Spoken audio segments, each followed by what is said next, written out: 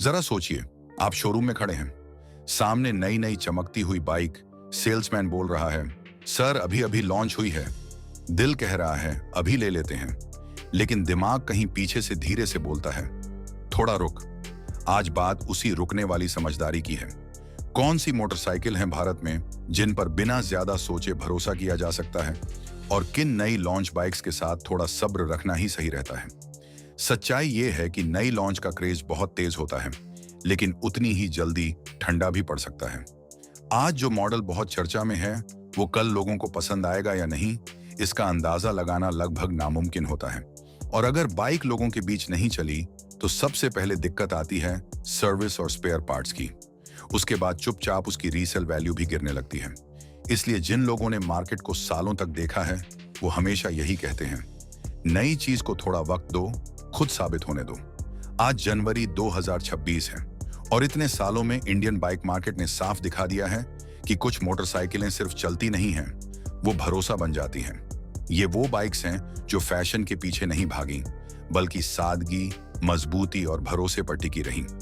सबसे पहले उस बाइक की बात करते हैं जिसका नाम लगभग हर घर ने सुना है, हीरो स्प्लेंडर। नाम सुनकर बहुत लोगों को बोरिंग लगती है, लेकिन हकीकत यह है कि ये बाइक 3 दशक से लोगों का काम बिना किसी ड्रामे के करती आ रही है। माइलेज ऐसा कि पेट्रोल पंप से दोस्ती कम हो जाती है, मेंटेनेंस इतना आसान कि मैकेनिक भी खुश रहता है। लुक आज भी लगभग वैसा ही है जैसा सालों पहले था, और शायद यही वजह है कि लोग इस पर आंख बंद करके भरोसा कर लेते हैं। ये बाइक ट्रेंड नहीं है, ये आदत बन चुकी है। अब चलते हैं होंडा की तरफ। शाइन 125 कोई शोर मचाकर आई हुई बाइक नहीं थी। शुरुआत में लोगों ने ज्यादा ध्यान भी नहीं दिया, लेकिन होंडा ने चुपचाप इसमें सुधार करता रहा। बिना स्टाइल को ज्यादा बदले, इंजन और राइड क्वालिटी को वक्त के साथ बेहतर बनाता गया। धीरे धीरे लोगों का भरोसा जीत लिया, और आज ये स्प्लेंडर के बाद सबसे ज्यादा बिकने वाली बाइक्स में खड़ी है। इससे साफ पता चलता है कि इंडियन कस्टमर को ज्यादा एक्सपेरिमेंट नहीं, स्थिरता पसंद है। इसी सोच का एक और उदाहरण है होंडा यूनिकॉर्न। बहुत लोग इसे बोरिंग कहते हैं, लेकिन जब रोजमर्रा की राइड, स्मूथनेस और टेंशन फ्री ओनरशिप की बात आती है, तो यही बोरिंग चीज सबसे ज्यादा समझदारी वाली लगती है।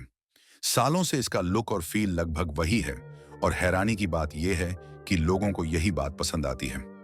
मार्केट ने खुद साबित कर दिया कि नए नए ऑप्शन आए और चले गए, लेकिन ओरिजिनल यूनिकॉर्न अपनी जगह टिका रहा। यहीं से कहानी थोड़ा बदलती है जब हम मास प्रीमियम सेगमेंट में आते हैं। रॉयल एनफील्ड क्लासिक 350 सिर्फ एक बाइक नहीं थी, बल्कि एक दौर की शुरुआत थी। इस मॉडल ने दिखा दिया कि लोग थोड़े ज्यादा पैसे देने को तैयार हैं, अगर बाइक उनसे भावनात्मक जुड़ाव बना पाए। कीमत आम कम्यूटर से काफी ज्यादा है, फिर भी इसकी बिक्री मजबूत रहती है। यह साबित करता है कि भरोसा सिर्फ बजट से नहीं, ब्रांड और फील से भी बनता है। परफॉर्मेंस पसंद करने वालों के लिए केटीएम ड्यूक 250 और 390 की कहानी अलग है। ये बाइक्स कभी बड़े सेल्स नंबर्स के लिए बनी ही नहीं थी। ये उन लोगों के लिए हैं जो राइड में जोश ढूंढते हैं। इनका प्लेटफॉर्म पुराना और साबित किया हुआ है, जो समय के साथ बेहतर होता रहा है। इनकी स्टाइलिंग बदलती रहती है, और यही इनकी पहचान भी है। आज की कीमत पर यह कोई अचानक लिया गया फैसला नहीं, बल्कि सोच समझकर चुनी गई बाइक बन चुकी है। और फिर आती है ट्रायम्फ स्पीड 400। यह बाइक ज्यादा पुरानी नहीं है, लेकिन इतने कम समय में इसने जो भरोसा बनाया है, वो काबिले तारीफ है। बेंगलुरु जैसे शहरों में इसे रोज सड़कों पर देखना आम बात हो गई है।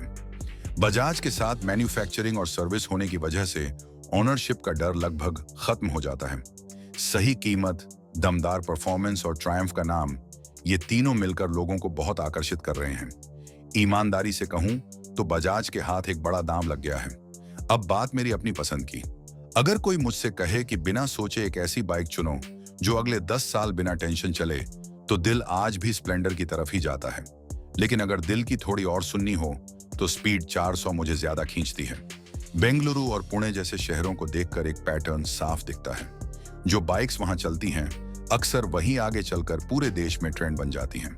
पिछले 2 सालों में स्पीड 400, एक्सपल्स और हिमालयन 450 का क्रेज वहीं से साफ दिखा है। लेकिन अगर बात असली भरोसे और लंबी विरासत की हो, तो रॉयल एनफील्ड 650 ट्विंस को नजरअंदाज करना मुश्किल है। इंटरसेप्टर और जीटी 650 ने भारत को ट्विन सिलेंडर का असली स्वाद दिया। वजन सबके लिए आसान नहीं है और आने वाले समय में अपडेट भी आ सकते हैं, लेकिन फिर भी ये बाइक्स अपनी अलग ही पहचान रखती हैं। बदलाव आते रहेंगे, इंजन अपडेट होंगे, सीसी ऊपर नीचे हो सकती है, लेकिन जब हमें बदलाव पसंद नहीं आता, वही बात बताती है कि इंडियन मास कस्टमर असल में क्या चाहता है, भरोसा और स्थिरता। और शायद इसी वजह से कुछ मोटरसाइकिलें सालों तक जिंदा रहती हैं। याद रखिए, हाइप थोड़े समय की होती है, लेकिन भरोसा वक्त के साथ बनता है। और ये था मेरा नजरिया उन बाइक्स पर जिन पर भारत में लोग आंख बंद करके भरोसा करते हैं।